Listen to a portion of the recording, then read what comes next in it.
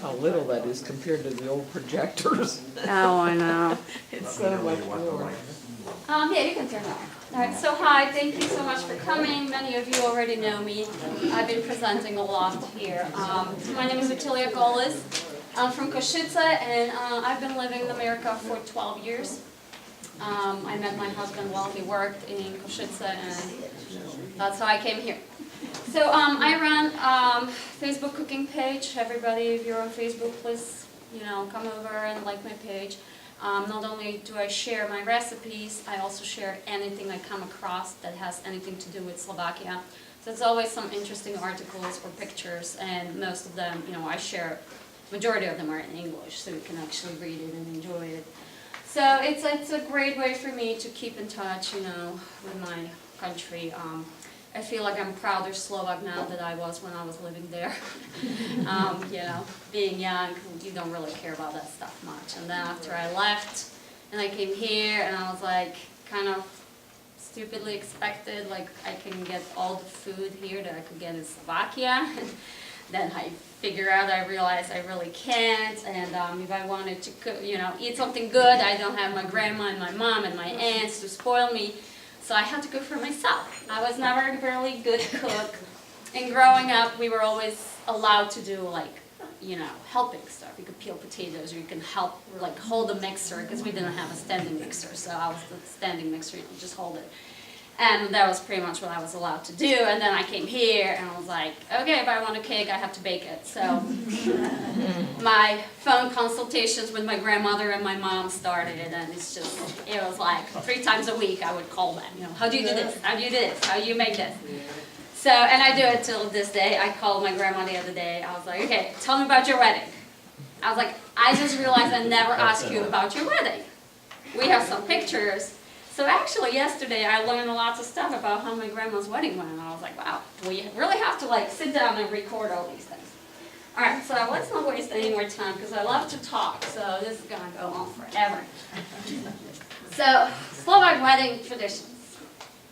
This is just a beautiful pictures I downloaded from internet. Majority of weddings do not look like this. Alright, so let's see. So the wedding starts with Pytacky, which is engagement, right? So Slovak weddings used to consist of several steps, starting with Pytacky. Pytać is asking, so you're asking for somebody's hand.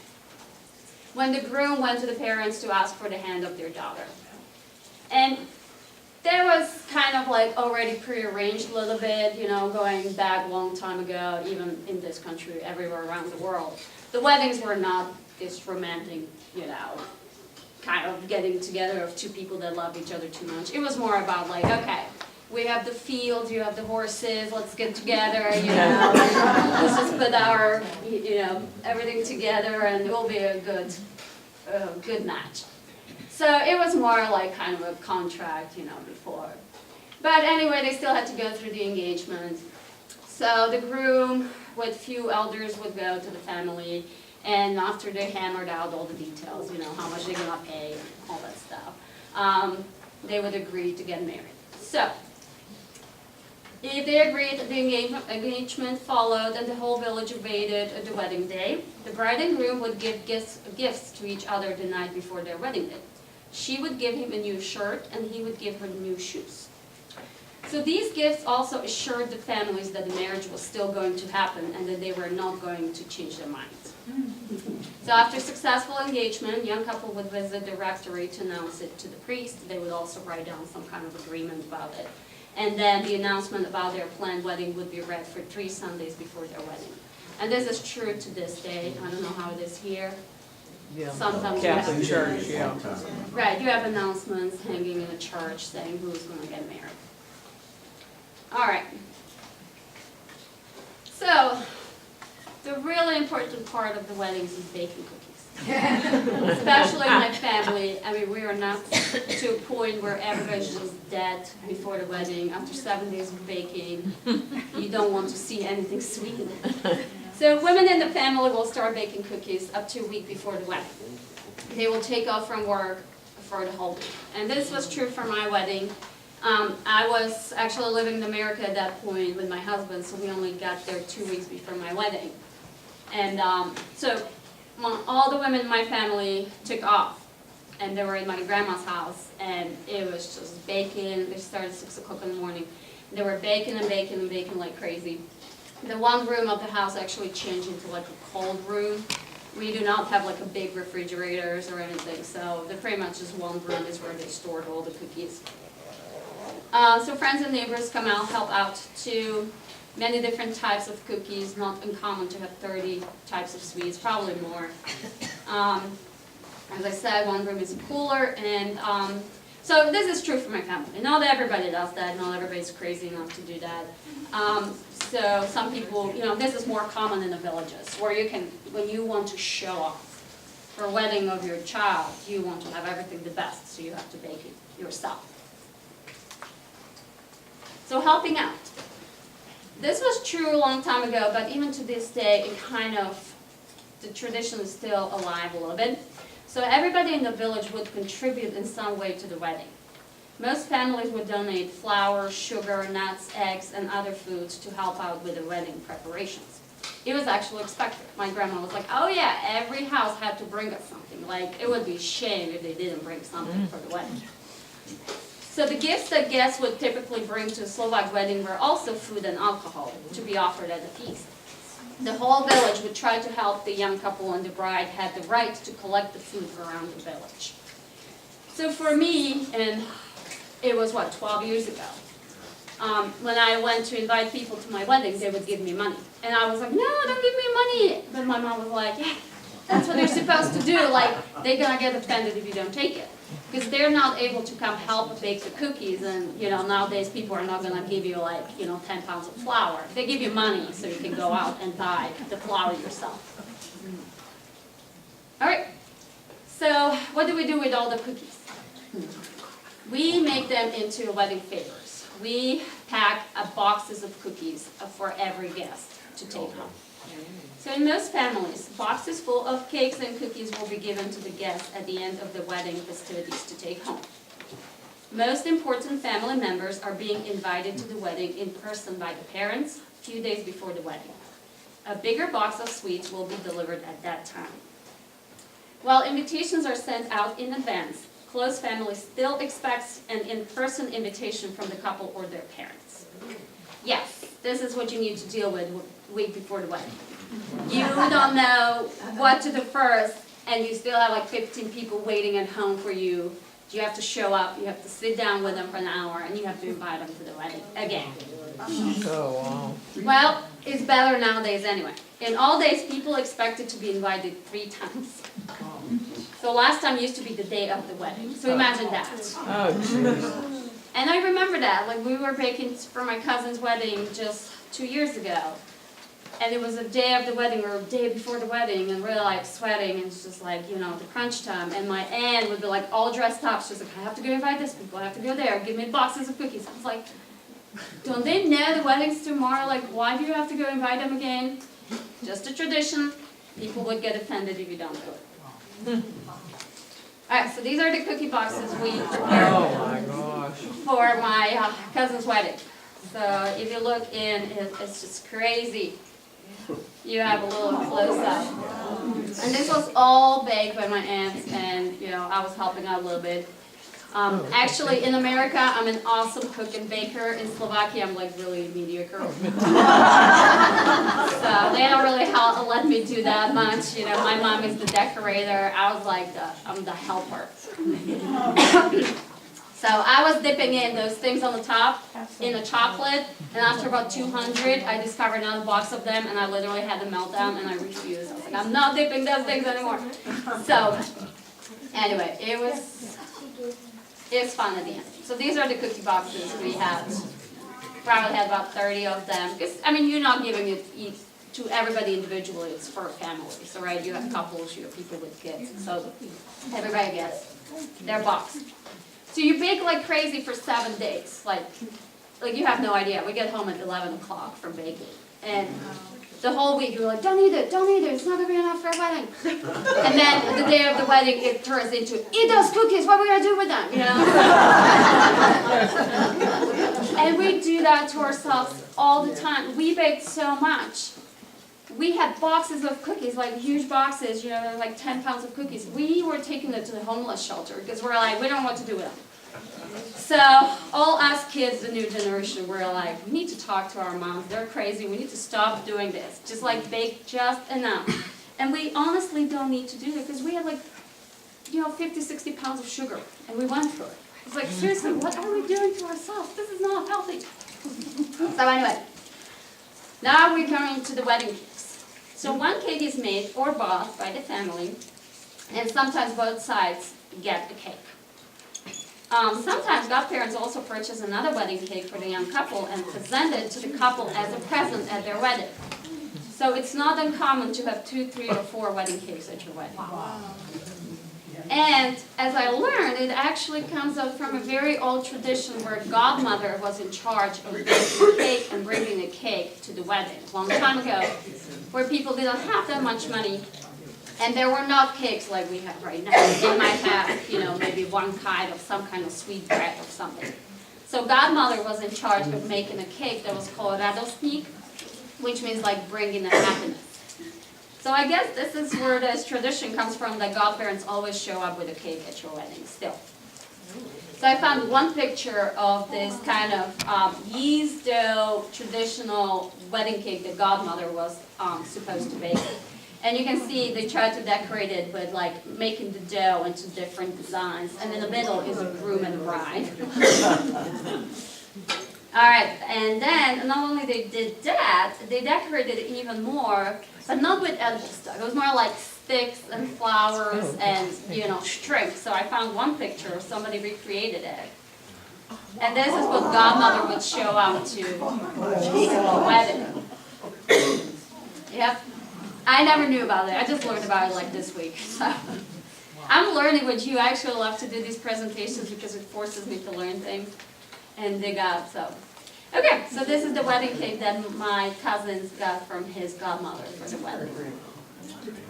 Those are beautiful centerpieces. And this is another cousin's cake from their godparents, I believe.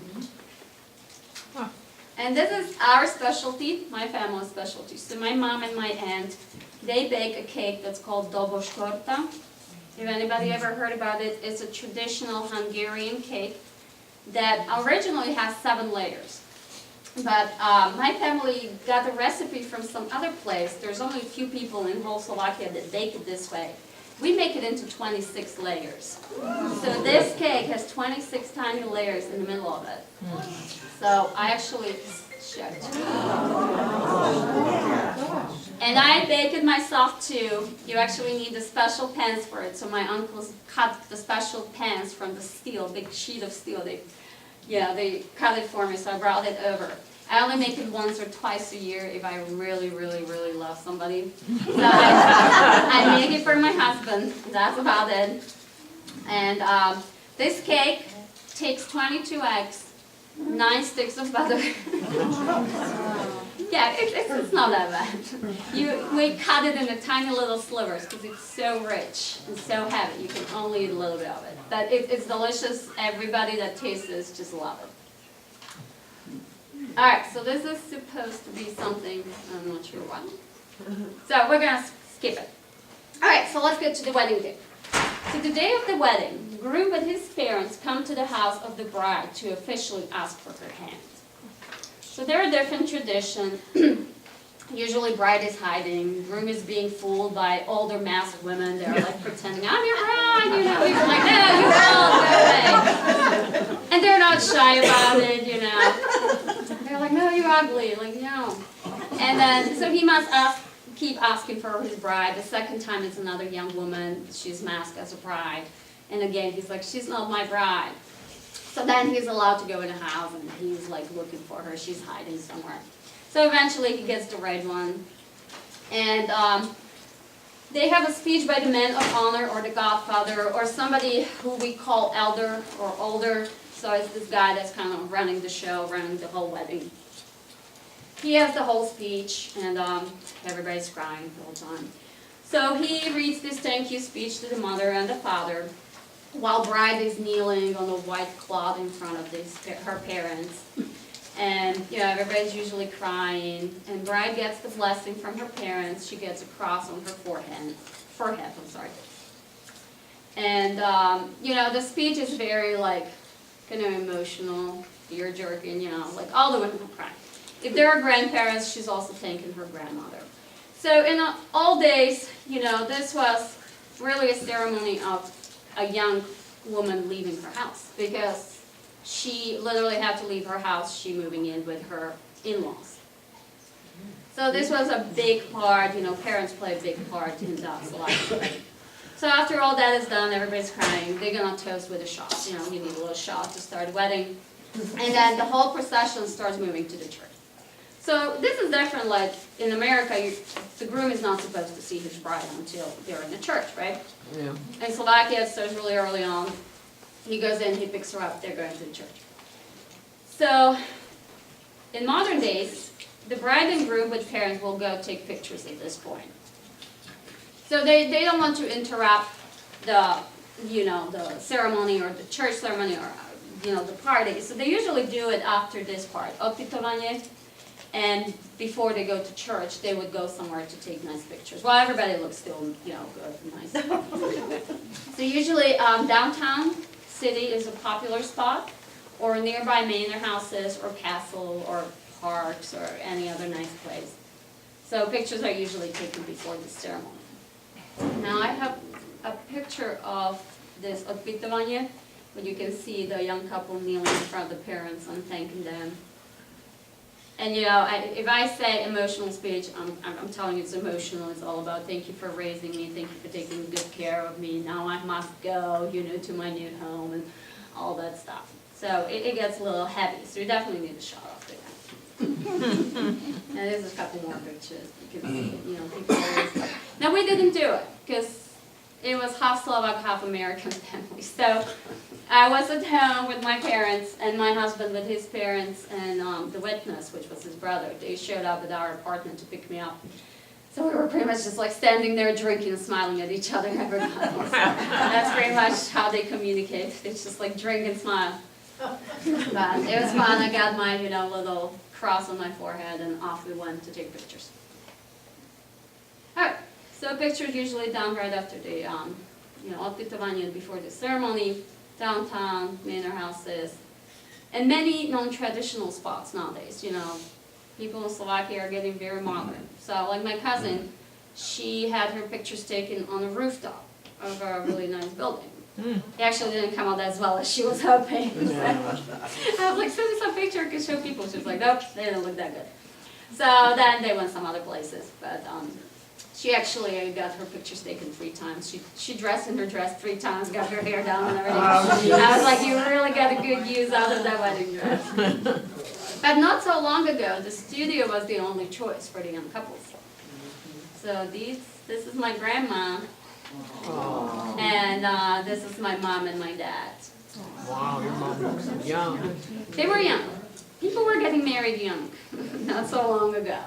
My grandma was in her 20s and my mom was 21 or 22 when she got married. So, and you know, my grandma got married about 60 years ago, and even though she lived in a village and they were very, you know, old-fashioned traditional village, she chose to wear the modern wedding dress, as we call it.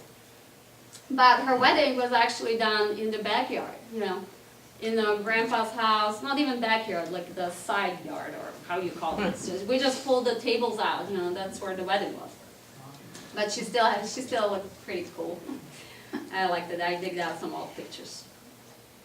So this is me. We went to the manor house, and I was dying. It was super hot. I was so uncomfortable. Looking at my picture, I was like, I have 600 of them. I can barely pick 4 where I look okay. But it was just such a sweaty day. And when we got to the place where we had wedding, there is no air conditioner in Slovakia. We were dying, and it was so hot. And then the storm came. It was humid. It was everybody just. My hair was all curled up for a little bit, and it was just flat. You know. But was it July or? Yes. Wow. It was in July. It was July 9th, yes. So we got a few pictures. And found some pictures on the internet. So this is downtown Košice. Pretty much every bride has a picture by the singing fountain. If anybody been in downtown Košice, then you can see the Cathedral of St. Elizabeth. You can see the singing fountain. And this one in the corner, that's Basilica of St. Michael. And there is a little fountain there too. So that's kind of a very quiet spot that's also popular for pictures. So if you're in downtown Košice on Saturday, you probably see 10 to 15 brides just like walking down the main street, and they're trying to get, either they're having wedding because we're a bunch of churches downtown, or they're coming there to take pictures. And this is my cousin. So this is actually my uncle's backyard up there on the left.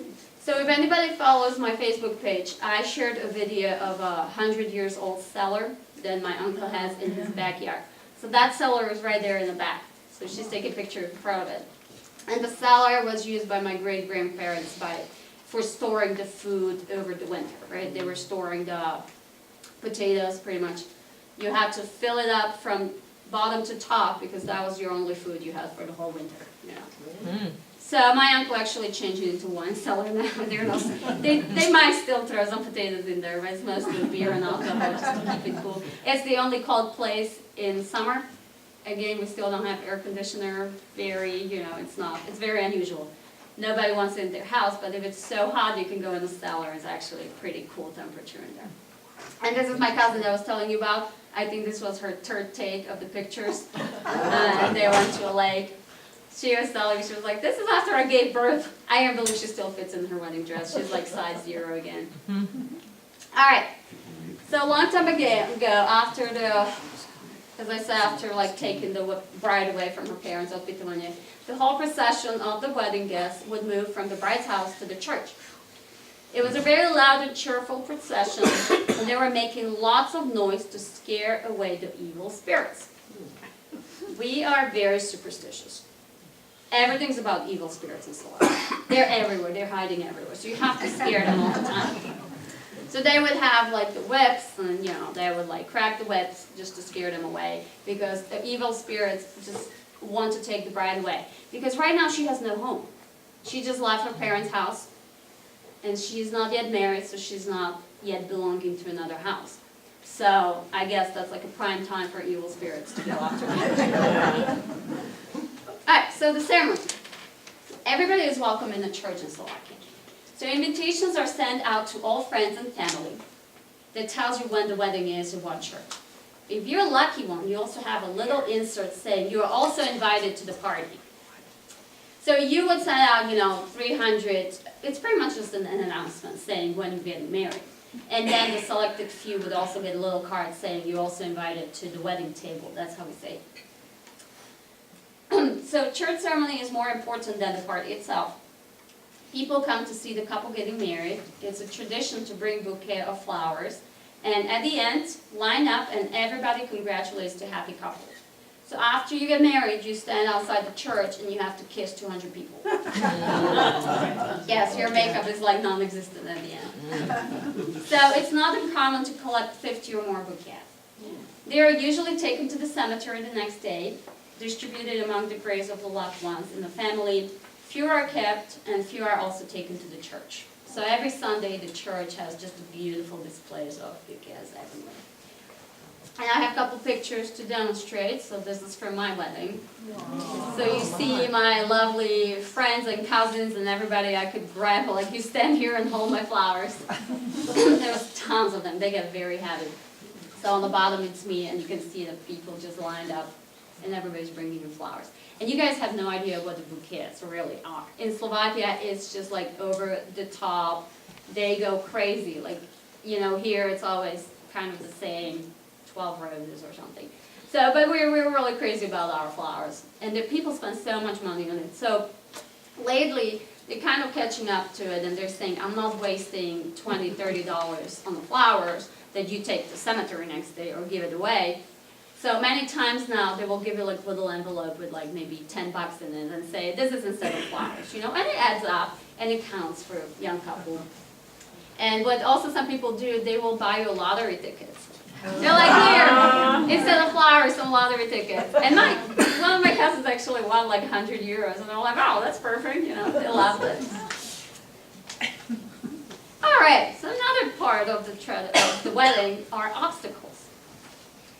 So tradition was meant to put an obstacle in front of the groom so that he would have to show some effort to get his bride. It was also a remnant of the ancient Slavic times when there were no weddings and a man would just kidnap the woman. Thankfully, with the rise of Christianity, they put a stop to it. They're like, no, let's just like put some rules down. You can't just take whoever you want and like drag her out of the village. So groom had to overcome various obstacles. Closed doors for one, when the groom with his parents would come to the bride's house, sometimes the gate is locked. They have to bang on the gate to try to get in. Sometimes the door is locked, and they're banging on the door. They're like, no, go away, we're not giving you our daughters, So he had to fight for her. But the tradition was eventually abandoned because sometimes there are like different cultures, the guy from a different village was coming for his bride. They had no idea. They're like, what's going on? And they were like, oh, get mad and leave. So eventually this kind of died off. But they still kind of played, like I told you, they played the games with, giving her the fake bride and making him, like, sometimes they give him the riddles. He has to guess the riddles. And as I said, he's presented with a fake bride. Okay, another one would be the chain on the road. So they would chain the road for the procession. The procession has to stop, and there's like a little theater going on. I have a picture, and I'll explain. And I never really knew why is that, so why do we do it? But sometimes they would do it, like the people from the local village would do it if a groom was from a different village. So they didn't want the groom to take the bride from their village. They made him pay for it. So they would put, this chain on the road, and they would not let them through until he paid them. So this poor groom, as you will see, he's pretty much just extorted the whole day. There's always a ransom he has to pay for something. So usually a bottle of some alcohol would get him through it. So this is a picture I came across from my village. This is not a long time ago, and this guy used to do it for every wedding. That was pretty much like his this is where he was like making some money. His side job. So the groom and bride are walking, and that stop. They come to this bridge. When you cross the bridge and go around, there's like this big hall. That's where all the weddings were done. And the guy would stand there, and he would start going at the groom, and he was like, oh my God, don't you remember me? You and me, back in the shed, this is the baby. And everyone was like, he was like, no, that wasn't me, So it's like this whole big show, and the guy, they were really good. The guy's playing some music in the background. I was just laughing. So he makes a big deal about it, and he won't let anybody go through until the groom pays. So he usually pulls out the bottle. He has never-ending supplies of bottles because he knows he will be paying off everybody. So this guy gets his bottle, and he opens the gate, and everybody can, go further down. All right. So next thing is cooperation.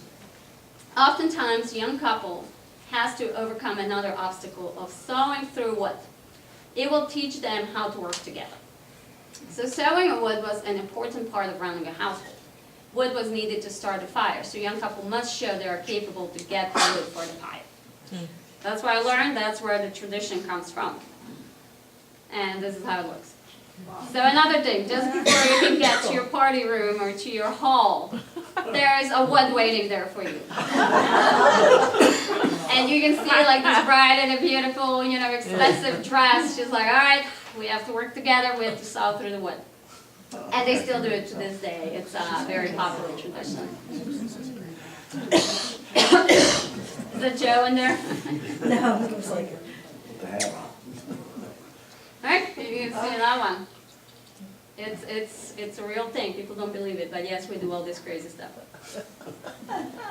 Alright, so another thing is getting on the bus. In Slovakia, the people getting married, they would provide a transportation for you to get to the wedding. We have zero tolerance for driving under influence. Like zero. You can't have a beer and drive. So everybody just kind of has to figure out how to get to the wedding. And usually there is a wedding bus waiting at the bride's house. So this is in front of my uncle's house. And we're all just like congregating there and waiting for everybody to get there. We've like parked our cars somewhere. And we're getting on the bus. And it's going to take us to the church. Now I have a video, but it won't play if I do the slideshow. So we'll have to get out to play videos. And I just want to show you, here, so everybody can see. Oh wait, you can't. Give me 1 second. That's what we're trying to figure out how to do. Alright, so there are a few pictures. This is us. This is me and my son going for the wedding. This is my grandparents down in the corner. Now this is my other cousin's wedding. They actually hired like a Port Authority bus. And this is what you do on the bus. It's they got this big bottle of alcohol and everybody's drinking. It's either before or after the church. I mean, you pretty much just drink the whole night. There's no such a thing as like a cash bar, like here where you have to buy the alcohol. It's pretty much like, the family supplies so much alcohol, everybody just gets trashed because you drink it for free. Alright, so plate breaking. It's another big part, pretty much every wedding. Not everybody's sawing through the wood, but everybody's breaking the plate. So it's an all Jewish tradition of breaking the plate and sweeping the shards from the floor. It was incorporated into the Slovak wedding. The noise was meant to scare away, you guessed it, evil spirits.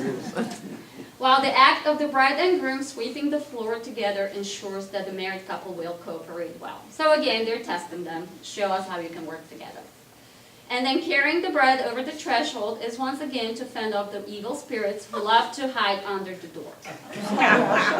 So the girl, she cannot step over the threshold. That's where the evil spirits will like hold on to her leg or something. So that's where you have to pick her up and carry her over. And I have a little video from my cousin's wedding. So.